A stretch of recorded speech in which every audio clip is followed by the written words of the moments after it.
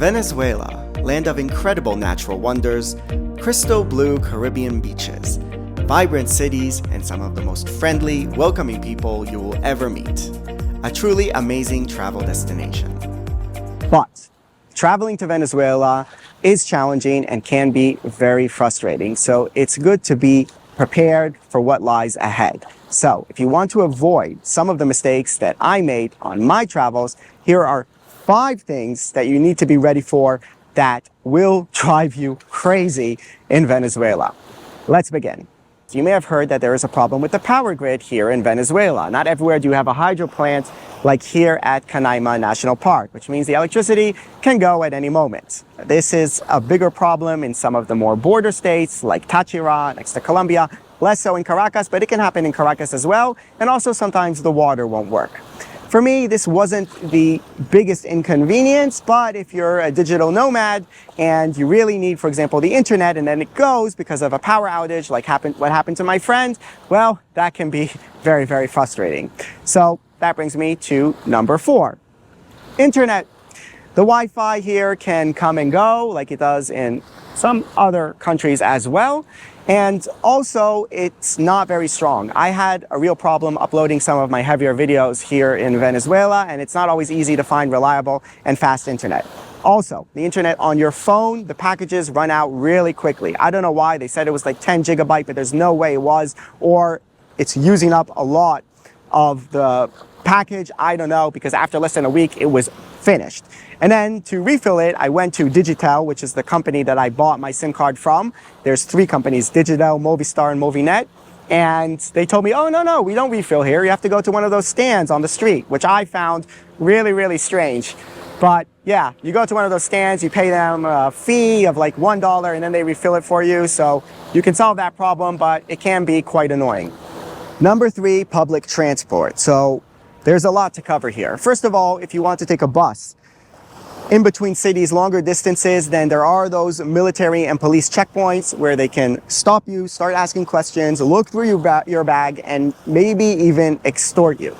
Now, I don't want to exaggerate this phenomenon because I've heard conflicting reports from different people about how severe it is and whether they can actually try to take your stuff or not. But there certainly are police and military checkpoints on the road. It's much worse closer to the border regions, more in the center of Venezuela, less of a problem, but this issue does exist and it can make you a little bit anxious, uncomfortable when taking those longer distance buses. Now, what about inside the cities? Caracas, a city that I love, spent a lot of time at. The metro there is really amazing and efficient, but it's impossible to pay for a ticket. I go to the ticket booth, I want to pay. I say, I have a credit card, we don't accept, only debit card. Cash, we don't accept. Pago Móvil, which is a payment app I'll get to later, I don't have. So you can't buy a ticket, or at least the card that you use in order to pay for your rides. No way to buy it. So then I have to go back to the usher there at the entrance to the station and say, look, I couldn't buy a ticket, this and that, and then they let you through. Had to go through this procedure like 20 times using the metro until on the 21st time, they finally were willing to accept cash as a payment to get the card, and I was able to use the metro properly. So yeah, free metro, what am I complaining about? But to go through that thing every single time you want to get on the train was driving me crazy. Another option you have besides the metro is the bus, which I use a lot on Margarita Island. And yeah, it's super cheap, but first of all, you have to find the bus stop because there are no bus stops. So when you see a lot of people kind of standing around, you just assume that's the stop. And there's no air conditioner, very crowded with all the people. There's no door at the back because why make it easy to get off? But it did get me from place to place. I had a better option when I was on Margarita Island, which is to use Ridery, which is the Venezuelan version of Uber, because the taxis there are so expensive in Venezuela. You can register your credit card, but it didn't accept my credit card because why make things easy? So I had to pay with cash whenever I wanted to use Ridery, which is not that big a problem unless you run out of cash, which brings me to number 2, cash.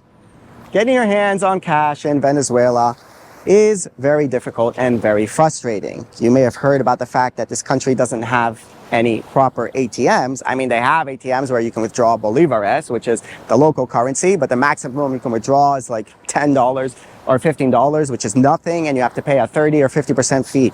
So that is not an option. So what you need to do is find places where you can pay with a credit card or with some other payment method, and then they give you money back in cash, although you usually have to pay a fee that can be anywhere between 5 or maybe even 15%.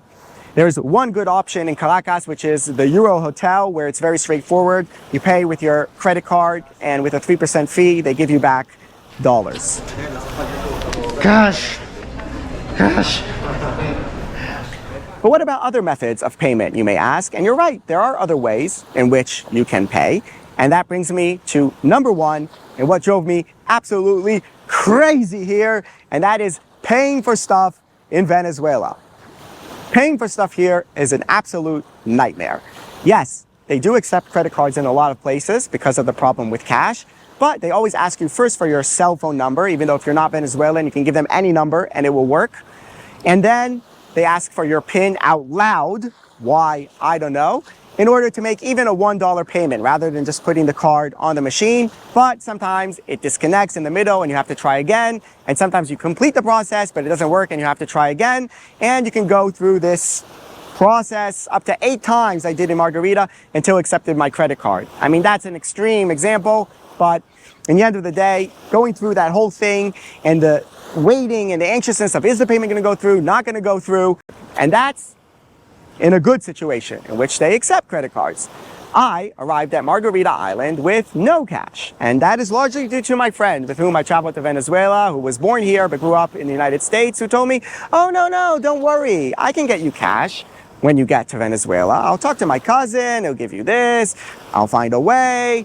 And I told him 3, 4, 5 times, you know, I think we should come with $300, $400, $500 just in case. And he said, no, don't worry. Well, here I was running out of cash when I arrived on Margarita Island and came to the hotel, and they told me, we don't accept credit cards on an island with no ATMs. Great. So I had to try some of these other methods of payment. Well, there's Pago Móvil, which is a local app with which you can pay, but you need a Venezuelan bank account, which I don't have. Then there's Zelle, which is an American transfer app if you have a US bank account, which I don't have. So I had to use somebody who had a Zelle account to pay the hotel, and then I would transfer money back to that person. I was even able, with a Zelle transfer, to get my hands on some cash in exchange. And then I thought, you know, maybe my problems are gone. So I went to a hot dog stand to pay, and then they told me, oh, our credit card doesn't work, even though it said that they had a credit card point. So I said, no problem, sir. Here, I have cash, finally. And I gave him a $20 bill. And he said, oh, no, we don't have change for $20. So I had to go and look at all these different shops in the area to try to break the $20 bill into smaller bills so I could pay for my hot dog. Couldn't find one, so I went back to the stand owner who had a creative solution for me. So I went back to him, and then he told me, buy me a bottle of oil to pay for the hot dogs. I'm going to do that now. That's how hard it is to buy things here sometimes. Hola. No? ¿No gustas cámara? Aceite para comprar perro caliente. Entienda. No punto, no acepte mi billete. Okay? Bien? Aceite. Hello. These girls are going to help me now. Thank you very much. So let's go pay for a hot dog.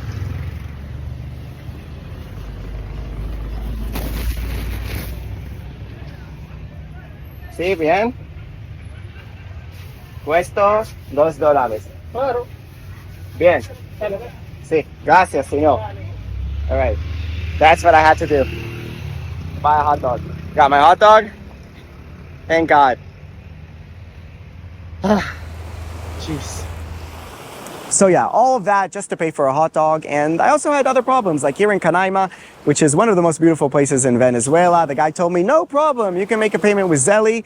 And I came here and tried to make the payment with Zelle, and it wouldn't go through. And then it wouldn't go through again. And then I tried another person and another address, and it wouldn't go through. And only now, an hour ago, on my final day here, after I came back from the Angel Falls, finally, the payment was accepted. So all that anxiety, I still had an amazing time, but it was just so frustrating. So, after all of that, you're probably asking yourself, should I visit Venezuela? And the answer is absolutely yes. You have to come to Venezuela. It's an amazing, beautiful country with the nicest people you'll find. They helped me through so many jams, and it's a really, really great experience. And hey, those challenges are also part of the experience and things that you will remember for the rest of your life. So you should definitely come to Venezuela, but you have to be prepared for these things, and if there's one piece of advice I can give you that can really make your life a lot easier and avoid all of these problems that I have, is to bring a ton of cash with you. And when I say cash, I mean dollars. Try to calculate how much money this trip will cost and bring almost as many dollars in that amount with you. And also bring smaller bills. And also, whenever you have an opportunity, exchange those larger bills for smaller bills. So whatever happens, if you ever have a problem, you can always just take out those bills and pay in cash and never have that tremendous anxiety of how you're gonna pay and if the payment's gonna go through and so forth. That is my one major piece of advice, but there will be other challenges that you will have to overcome when you travel to Venezuela. So yeah, that's it. My 5 things that drove me crazy in Venezuela. If there's anyone from Venezuela who's watching this video, please don't take this personally. I absolutely love the country. I know that some of these things are not in control of the average person. I'm just trying to help other people who want to come here to be prepared and not to have the problems that I had. So that is it. Enjoy your trip. And if you want to know more about Venezuela, then you can check out some of these videos from my travels over here. Bye-bye.